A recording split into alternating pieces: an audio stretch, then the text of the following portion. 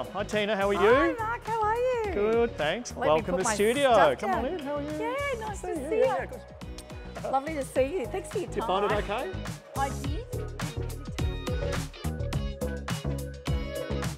I started at ceramic design, which was at Monash. In those days it was called Chisholm in the late 80s. Yes, of course. So when I was, going through school, I had an interest in ceramics. I love the idea of actually creating something and selling it and creating a little business out of it. Over the years, we've produced a fair bit of glass. I've sort of been making things for a bit over 30 years now. Wow, So sadly, only Adelaide and Canberra have an access workshop.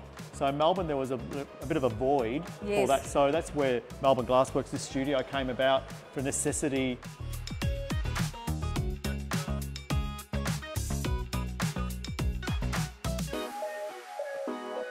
People actually loves coming and watching the glass blowing, understanding the process, get a little bit more insight to your product and sort of understand, how it is all handmade rather than a produced object. People tend to, you might walk into IKEA or, and see an object and understand, well, that's a glass object, but understanding how it all works and the creative process behind it is a different thing and you're going to show us the process because it's not like, as you said, it's not mass produced. This is all handmade. It's a very different product completely to when you go and buy something somewhere else. Correct.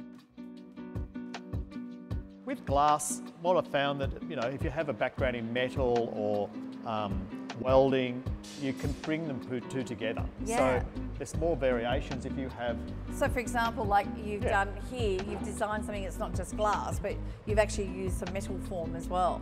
And when you make glass, you learn with your eyes. The Czech people do different than the people in China. The Americans do something different, and you pick and choose little different, gems of either technology or technique to help, evolve your own work. The barriers have been broken down where, architects are getting more involved with glass, painters are even getting more involved with glass. So the craft of things is slowly broken down now, and rather than having fine art and craft at the other end, it's becoming closer together. I like that fact that what you talked about then, which is the fine art and the craft art, because really in the old days, a lot of people might look at this as craft art, and I love the fact that it's not that really. When you see what you create for us, you can see the difference.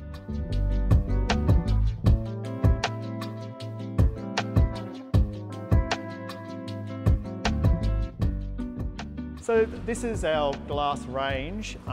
These are our colour palette. So, this is a crackle effect, bubble effect.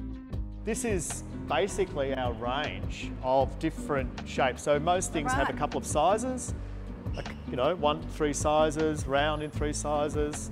You can create within the form some artwork.